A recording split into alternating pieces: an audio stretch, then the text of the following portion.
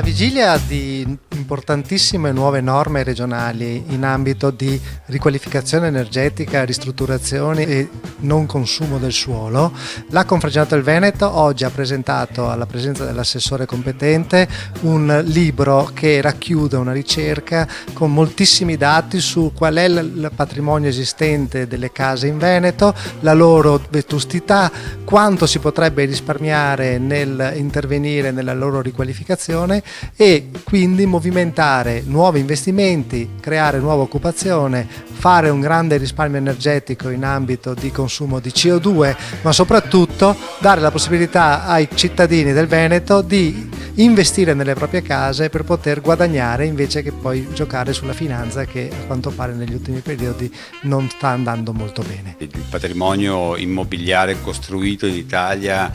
tra i primi del Novecento fino agli anni 70 purtroppo oggi risulta essere circa del 70% vetusto, di conseguenza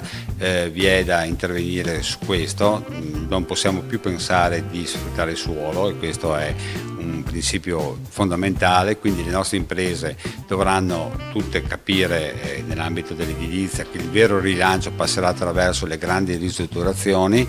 Un aspetto però che sicuramente la Regione ha recepito ed ha previsto a questo punto di vista va talvolta però in contrasto con quelle che sono le norme nazionali. Mi spiego meglio, c'è sempre l'incognita quando si fanno importanti investimenti, proprio magari talvolta nell'ambito del risparmio energetico, dei cosiddetti benefici fiscali di cui non vi è mai la certezza fino alla fine. Ecco, bisognerebbe che a fronte di una legge così importante come la Regione Veneto sta affrontando vi sia anche dallo Stato centrale un supporto significativo a un ambito purtroppo che è fortemente in crisi come quello dell'edilizia per garantire che chi va ad investire possa avere la certezza di un risparmio anche di natura fiscale. E poi un'altra cosa che avete chiesto alla Regione è quella di costituire un tavolo dell'edilizia dove discutere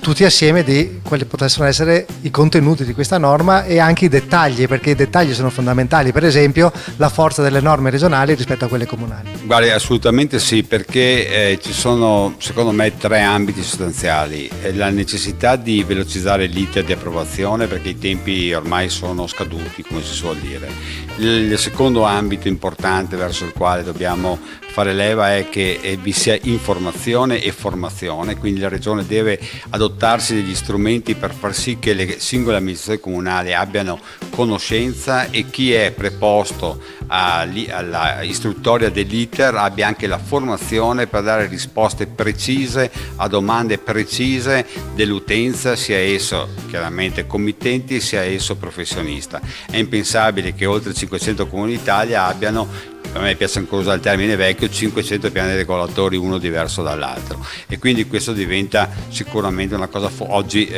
fondamentale. La terza cosa sicuramente che abbiamo proposto e c'è stata disponibilità da parte dell'assessore regionale è quello di mettere in piedi, così come abbiamo fatto proprio anche ieri in un'altra occasione,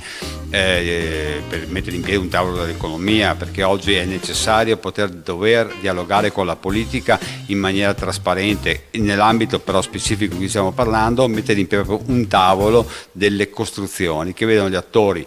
partecipanti, non solo Confartigianato ma anche il resto del mondo, evidentemente anche i professionisti perché sono parti in causa e magari anche qualcuno dell'ambito della pubblica amministrazione, che comprendano che non vi sono più i campanili e peggio ancora non vi siano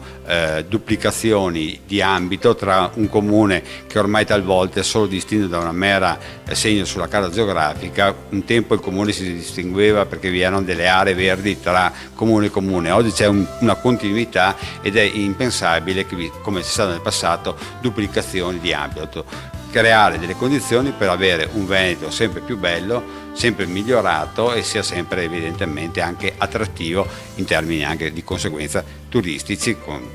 ricadute interessanti per l'economia della nostra regione. La legge è a buon punto, è approdata in commissione, si sta lavorando su un testo unitario, c'è cercato di coinvolgere il più possibile i gruppi consigliari e tutti gli operatori del settore per addivenire nel minore tempo possibile all'approdo in aula e quindi alla legiferazione in questo tema. La priorità assoluta è un cambio di filosofia, stop al consumo del suolo, stop alla depauperazione del nostro patrimonio paesaggistico e rigenerare e riqualificare l'edificato esistente. Questo per dare un nuovo valore ai nostri centri urbani, un nuovo valore all'edificato che ultimamente ha visto invece una grande svalutazione. Come pensa la Regione di in qualche modo imporre ai comuni delle azioni snelle? Cercheremo di coinvolgere tutti gli enti locali su questa tematica e di dare delle direttive di indirizzo comuni. La Regione deve costruire una regia forte, deve costruire delle norme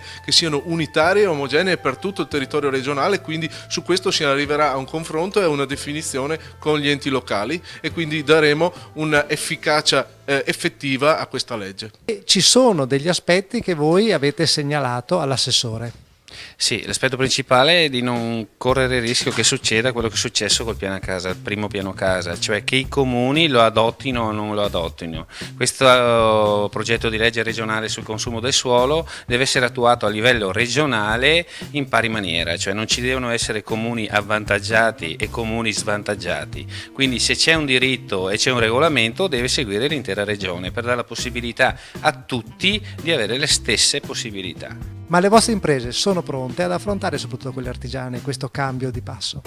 Io dico proprio di sì. Il livello artigianale fa sì che l'impresa sia molto adatta a questo tipo di mercato, ma secondo me non è solo un privilegio dell'artigianale, perché anche l'impresa industriale ormai negli ultimi anni ha capito che la rigenerazione è il futuro del mercato dell'edilizia. Comunque non si poteva continuare a costruire senza tenere in considerazione l'edificato, quindi questa legge e anche questo nuovo regolamento porterà a riqualificare intere zone o singole zone, sempre nella visione che tutto quello che è stato fatto ha comunque un valore anche economico, perché dire di smettere edifici non è semplice, perché ogni edificio ha un valore, quindi così si ridà valore all'edificato.